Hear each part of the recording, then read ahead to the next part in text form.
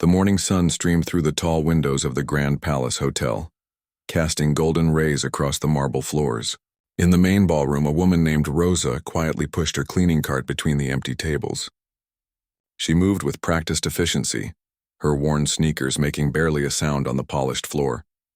Rosa had been working at the hotel for 3 years now. Every morning, she arrived at 6 sharp to clean the ballroom before the day's events began. She knew every corner of this room, every scratch on the wooden chairs, every spot where dust liked to settle. But what she loved most about her morning routine was the silence. In this early hour, the ballroom belonged to her alone. Today was different, though. In the center of the room sat something that made her heart skip a beat. A magnificent black piano had been placed there overnight, its surface so glossy she could see her reflection in it. Rosa had seen many pianos before, but this one was special. Even from across the room, she could tell it was expensive, the kind that famous musicians played. She approached it slowly, almost like she was afraid it might disappear. The morning light hit the piano keys and they seemed to glow like pearls. Rosa set down her cleaning supplies and just stared. She had always loved pianos, though she rarely got to see ones this beautiful. Without thinking, she began to hum. It was a piece she had heard on the radio many times, something classical and elegant. The melody flowed naturally from her lips as she continued her cleaning, dusting the tables around the piano.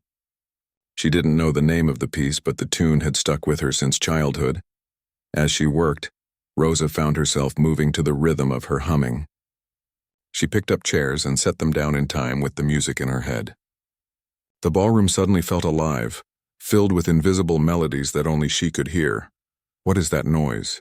The sharp voice cut through her peaceful morning like a knife. Rosa spun around, her heart jumping into her throat. Standing at the ballroom entrance was a tall man in an expensive black suit. His hair was perfectly styled, and his shoes looked like they cost more than Rosa made in a month. This was Vincent Kozlov, though Rosa didn't know his name yet. Vincent was famous throughout the world as one of the greatest piano players alive.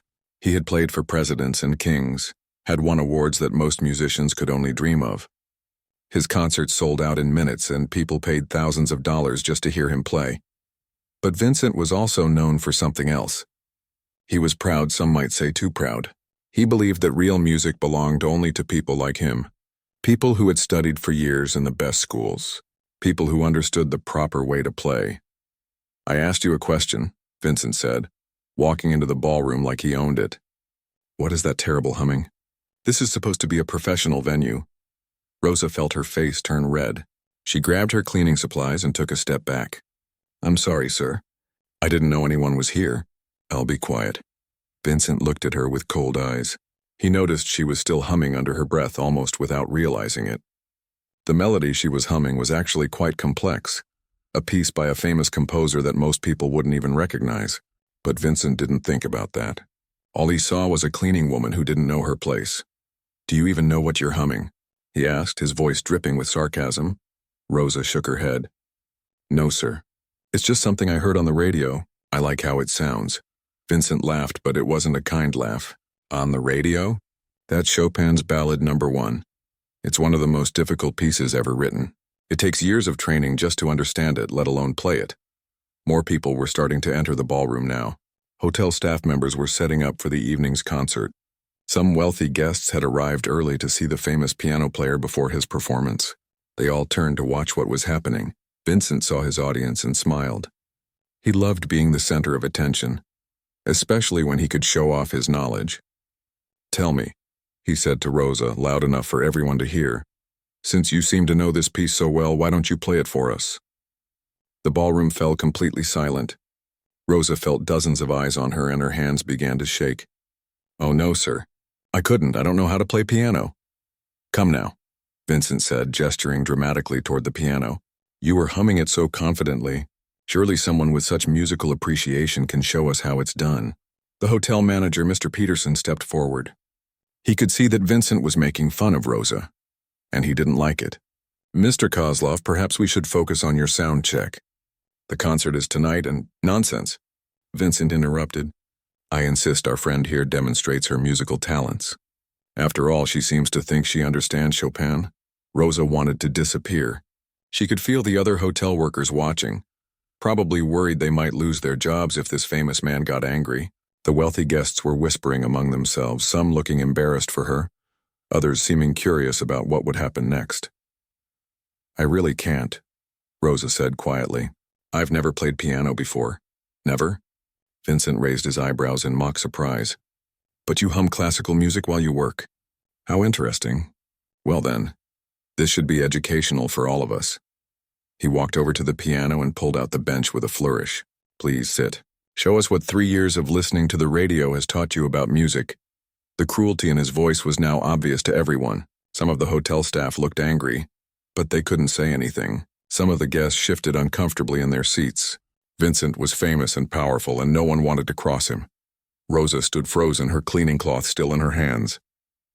She looked at the piano, then at all the faces staring at her. She had never felt so small in her entire life.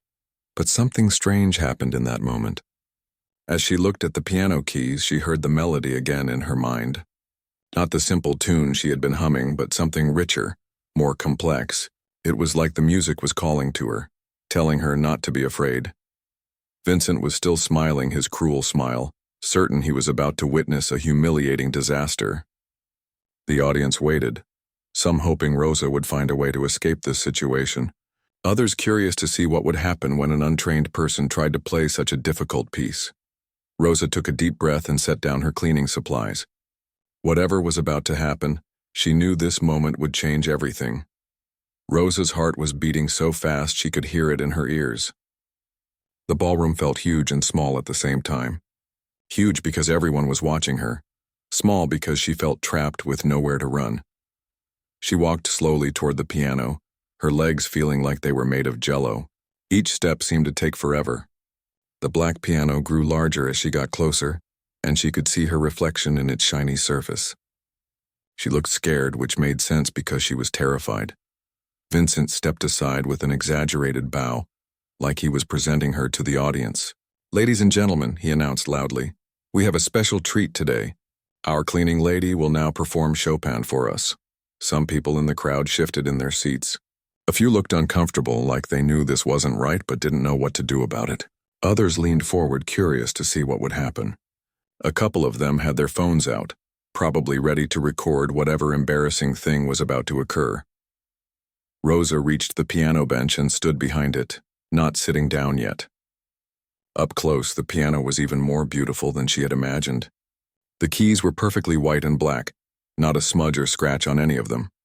She could smell the wood polish and see the careful craftsmanship in every detail. "Well," Vincent said impatiently, "we don't have all day. The concert is tonight and I need to practice on my piano." His piano. He said it like he owned it, like Rosa had no right to even touch it. The way he emphasized the words made several people in the audience frown. They were starting to realize that this wasn't just about music anymore. Rosa sat down on the bench and it felt different than she had expected. It was the perfect height, like it was made for playing.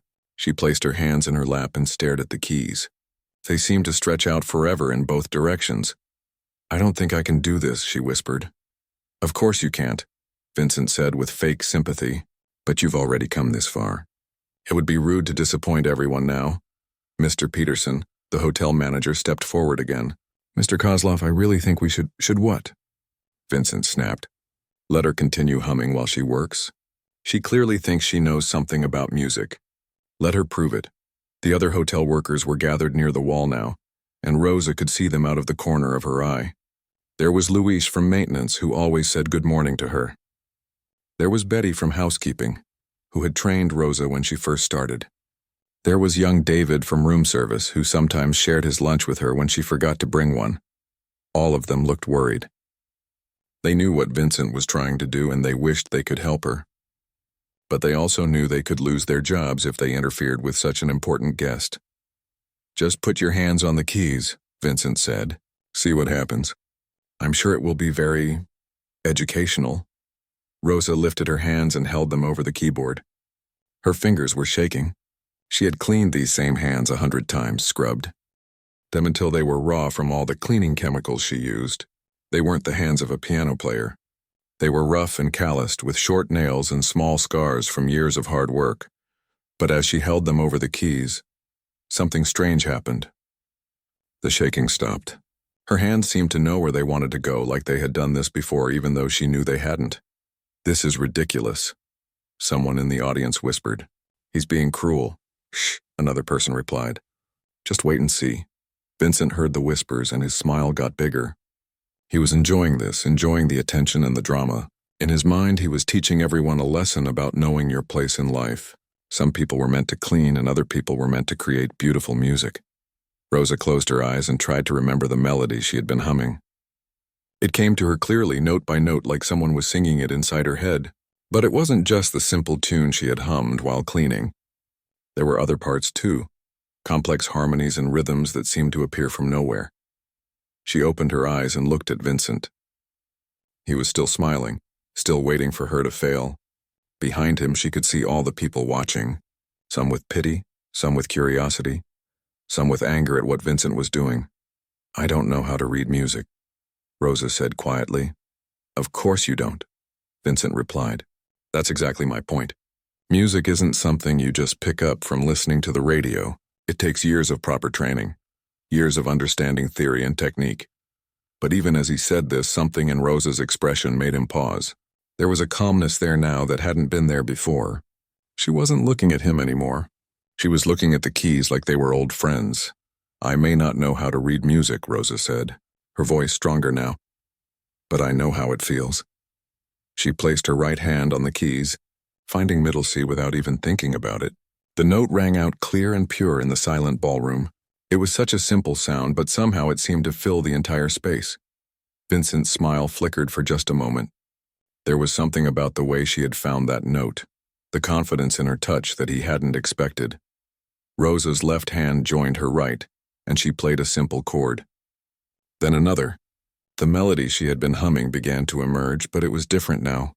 Richer. More complete. The whispers in the audience stopped completely. Even Vincent had gone quiet, his smile fading as he listened to what Rosa was playing. This wasn't the fumbling of someone who had never touched a piano before. This was something else entirely. Rosa's fingers began to move more quickly, finding notes and combinations that created the most beautiful sounds she had ever heard. It was like the piano was teaching her how to play even as she played it. Every key she pressed seemed to suggest the next one, creating a musical conversation between her hands and the instrument. The melody grew more complex, layers of harmony building on top of each other. Rosa wasn't just playing the tune she had hummed. She was creating something new, something that came from deep inside her, something that had been waiting her whole life to come out. Vincent took a step back, his expression changing from amusement to confusion, to something that might have been concern.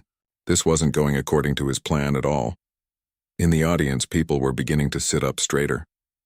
Phones that had been ready to record an embarrassing moment were now capturing something completely unexpected.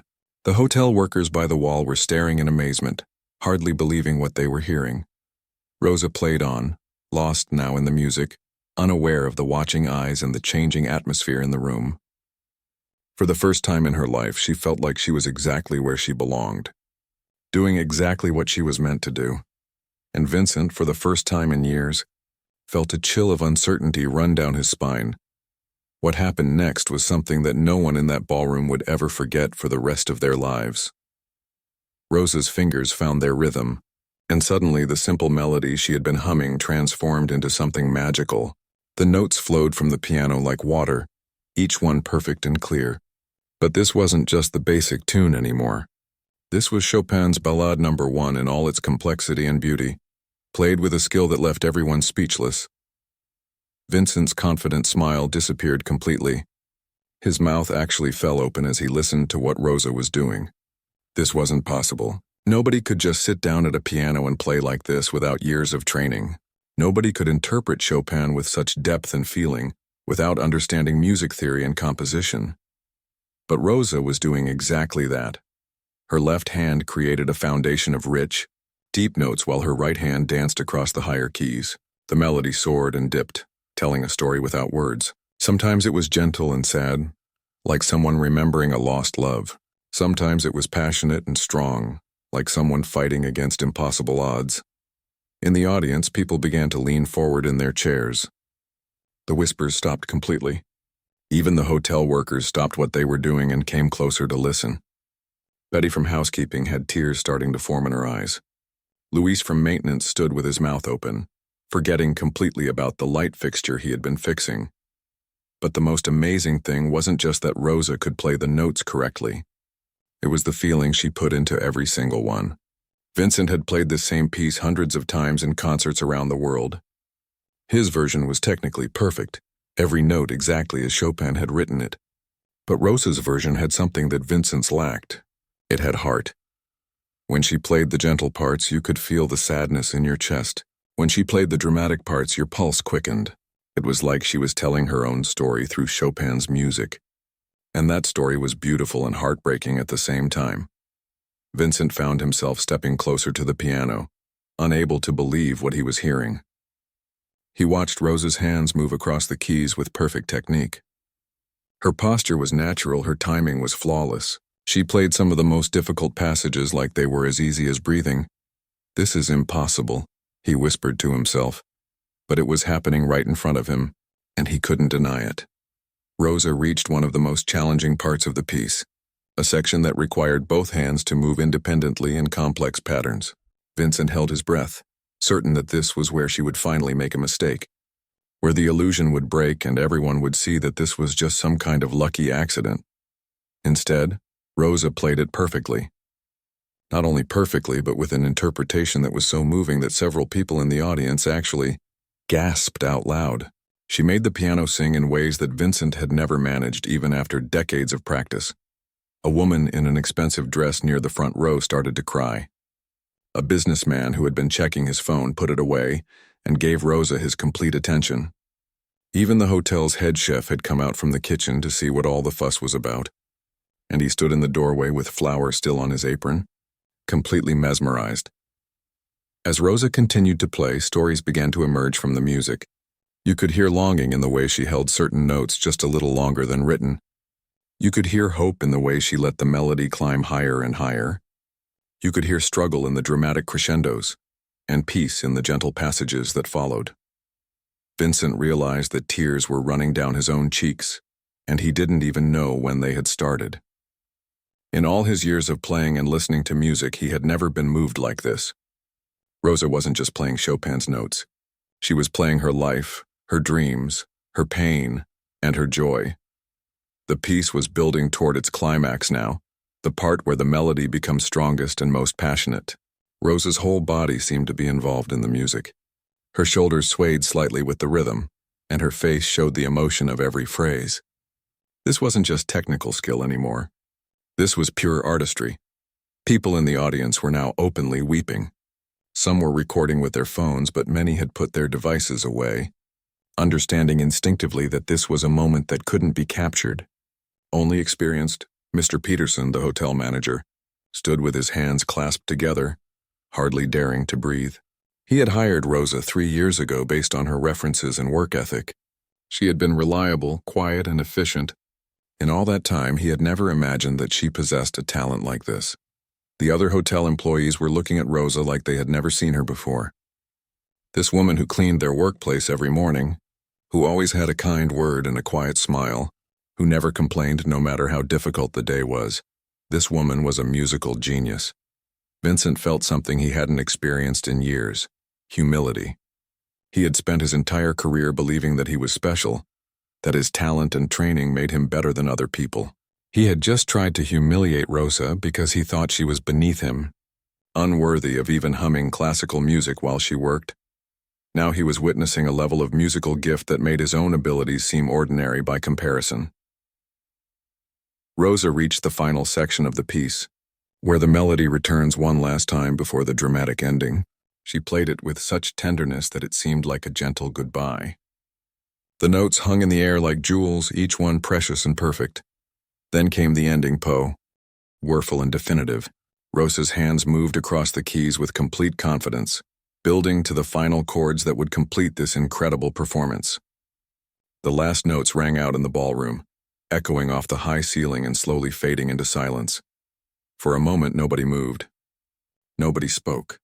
The silence stretched on as everyone tried to process what they had just witnessed. Rosa sat still at the piano, her hands resting gently on the keys. She looked surprised, like she couldn't quite believe what had just happened. She had never played a piano before in her life, but somehow she had just delivered a performance that would have impressed audiences at Carnegie Hall. Vincent stood frozen, staring at her with an expression of complete shock. His whole world had just been turned upside down, and he didn't know what to think or feel or say. Then from somewhere in the back of the room, someone started to clap. The applause started slowly, just one person, then two. Then suddenly the entire ballroom erupted in the loudest, most enthusiastic applause anyone had ever heard in that room. People were on their feet, cheering and crying at the same time. The hotel employees were applauding louder than anyone, proud of their colleague and amazed by what she had accomplished. Rosa turned on the piano bench and looked at all the people clapping for her, and for the first time since this whole thing started, she smiled. The applause went on for what felt like hours, though it was probably only a few minutes. When it finally died down, the ballroom was filled with an electric energy that no one had expected. People were wiping tears from their eyes and looking at Rosa like she had just performed a miracle. Vincent was still standing near the piano, his face pale with shock. He had planned to embarrass Rosa, to show everyone the difference between real musicians and ordinary people who just thought they understood music. Instead, he had just witnessed the most moving performance he had ever heard, and it had come from someone he had completely underestimated. "How?" he whispered, his voice barely audible. "How is this possible?" Rosa stood up from the piano bench, smoothing down her work uniform. She looked as surprised as everyone else by what had just happened. "I don't know," she said honestly. "I've never played piano before." "That's impossible," Vincent said, shaking his head. "Nobody plays like that without training. Years of training. Decades of training." But even as he said it, he knew he had heard the truth in Rosa's voice. She really had never played piano before, which made what had just happened even more incredible. Mr. Peterson stepped forward, still looking amazed. "Rosa," he said gently, "where did you learn to do that?" Rosa looked around the room at all the faces staring at her expectantly. She had never been the center of attention like this before, and she wasn't sure how to handle it. But these people deserved an explanation, even if she didn't fully understand it herself. "I grew up in Mexico," she began, her voice quiet but clear enough for everyone to hear. "My family was very poor. We lived in a small house with my parents, my 3 younger brothers, and my grandmother." The audience settled in to listen, sensing that this was going to be an important story. "My grandmother, she was very special. She had been a piano teacher when she was young, before she married my grandfather. But when she got married, women weren't supposed to work, so she had to give up teaching. She never owned a piano after that." Rosa paused, remembering. "But she loved music more than anything in the world.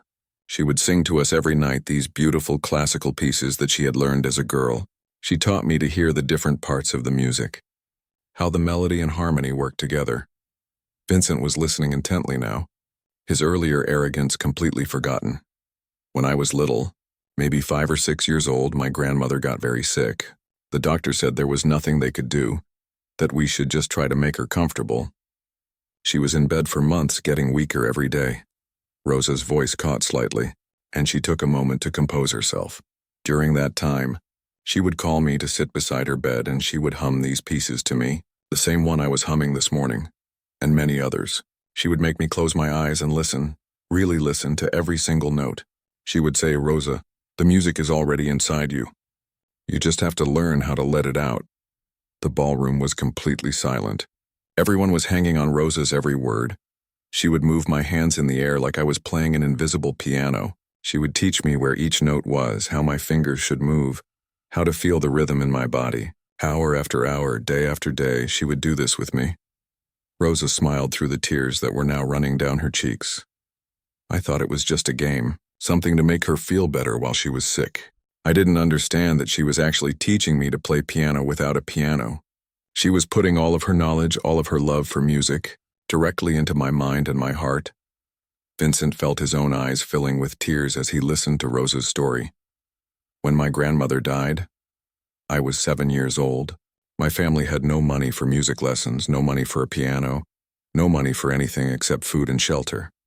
I came to America with my parents when I was 15, hoping for a better life. She looked around the room. meeting the eyes of her co-workers who had never known any of this about her. I've worked many jobs since then. I cleaned houses, I worked in restaurants, I took care of other people's children, and every day I would hear my grandmother's voice in my head, humming those beautiful melodies. Every day I would move my fingers like she taught me, playing invisible pianos while I worked. The businessman who had put away his phone was now leaning forward in his chair, completely absorbed in Rosa's story. I never told anyone about this because it seemed silly. How do you explain that your dead grandmother taught you to play piano on a piano that didn't exist? How do you tell people that you can hear the music perfectly in your head, but you've never touched real keys before? Vincent realized that his mouth was hanging open and he closed it with an effort. When I started working here at the hotel, I would come in early every morning to clean this ballroom. And sometimes when I was alone, I would stand near whatever piano was here and hum my grandmother's songs. I never dared to touch the keys because I was afraid I would break something, or that someone would catch me and I would lose my job. She looked directly at Vincent now.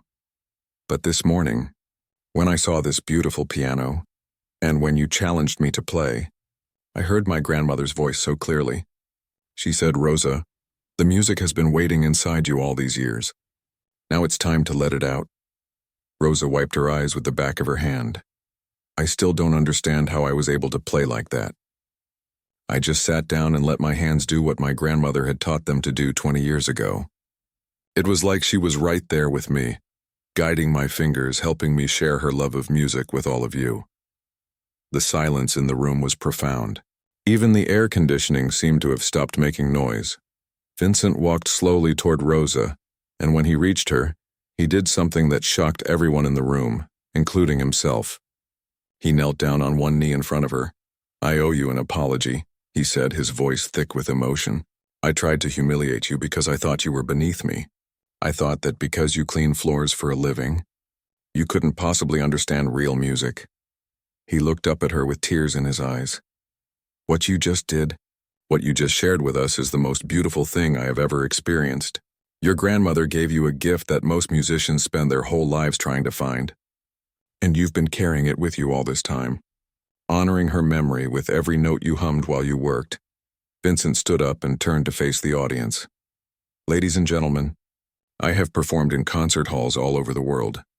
I have played for presidents and kings and queens. But I have never ever heard anything as moving as what Rosa just shared with us. She has shown us what music really is. It's not about technique or training or fame. It's about love and memory, and the connections between people that transcend even death." He turned back to Rosa. "Would you honor me by sharing this stage with me tonight? Would you play with me at tonight's concert? I think the world needs to hear what you and your grandmother have to offer." Rosa looked around the ballroom at all the faces looking at her with admiration and respect, and for the first time in her life, she felt like she was exactly where she belonged. That evening, the Grand Palace Hotel ballroom was more packed than it had ever been in its history. Word had spread quickly about what had happened that morning. Videos of Rosa's incredible performance had been shared thousands of times on social media. People from all over the city had called the hotel, begging for tickets to the concert. Rosa stood backstage, wearing a simple black dress that Betty from housekeeping had helped her choose from the hotel's lost and found. Her hands were shaking again, but this time it wasn't from fear. It was from excitement and nerves and the overwhelming realization that her entire life was about to change. Vincent found her there, pacing back and forth behind the curtain. He was already dressed in his concert attire, but instead of his usual confident demeanor, he looked nervous too. "Are you ready?" he asked gently. Rosa stopped pacing and looked at him.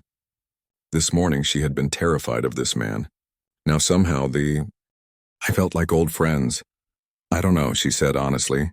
"What if I can't do it again? What if this morning was just some kind of accident and now I make a fool of myself in front of all these people?" Vincent smiled, and it was completely different from his cruel smile of that morning. This smile was warm and genuine. "Rosa, what happened this morning wasn't an accident. It was 20 years in the making. Your grandmother has been preparing you for this moment your entire life." He gestured toward the curtain, beyond which they could hear the excited chatter of the audience. "These people aren't here to judge you. They're here because they heard something incredible happen today, and they want to be part of it. They want to feel what we felt when you played." Rosa took a deep breath and nodded. She walked to the edge of the curtain and peeked out at the audience. The ballroom was absolutely full. Every seat was taken, and people were standing along the walls. She could see her co-workers from the hotel scattered throughout the crowd, all of them beaming with pride. But what surprised her most was the diversity of the audience. There were the wealthy hotel guests she had expected, but there were also people who clearly weren't used to attending classical concerts. Working people like herself, families with children, elderly folks who had probably scraped together money for tickets because they had heard about the cleaning lady who could play piano like an angel. "Look at them," Vincent said, joining her at the curtain. "Do you see what you've done? You've brought together people who would never normally share the same room, rich and poor, young and old, all united by the power of what you shared this morning." As they watched, Mr. Peterson took the stage to introduce the evening. The crowd quieted down respectfully. "Ladies and gentlemen, welcome to what I believe will be the most extraordinary concert in the history of this hotel. This morning something magical happened in this very ballroom. One of our employees, Rosa Hernandez, shared a gift with us that reminded us all why music is the universal language of the human heart." The applause was immediate and thunderous. Rosa felt tears spring to her eyes as she heard her name being announced to this crowd of people. Tonight, Rosa will be joined by the world-renowned pianist Vincent Kozlov, and together they will show us that true artistry comes not from fame or fortune, but from love, memory, and the courage to share our authentic selves with the world. Vincent took Rosa's hand and squeezed it gently. "Remember," he whispered, "your grandmother is with you. Trust her. Trust yourself." They walked out onto the stage together, and the crowd erupted in applause that seemed to shake the very foundation of the building. Rosa had never heard anything like it. The sound washed over her like a warm wave, and suddenly her nervousness melted away. She sat down at the same piano where everything had started that morning.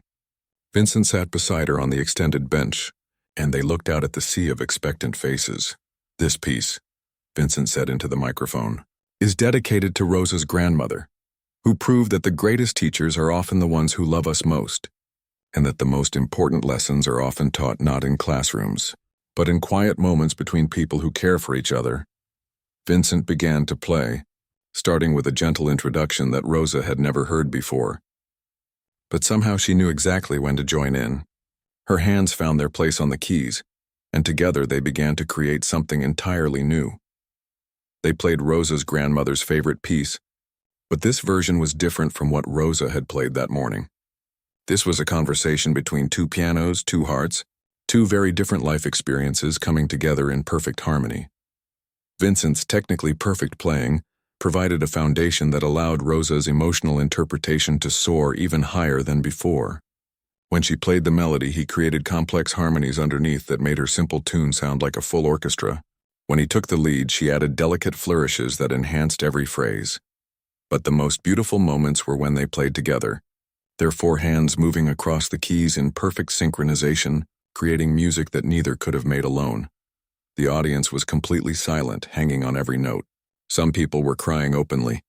Others sat with their eyes closed, lost in the beauty of what they were hearing. Children who had been fidgety at the beginning of the concert sat perfectly still, somehow understanding that they were witnessing something special. As the piece neared its end, Rosa felt a presence beside her that had nothing to do with Vincent.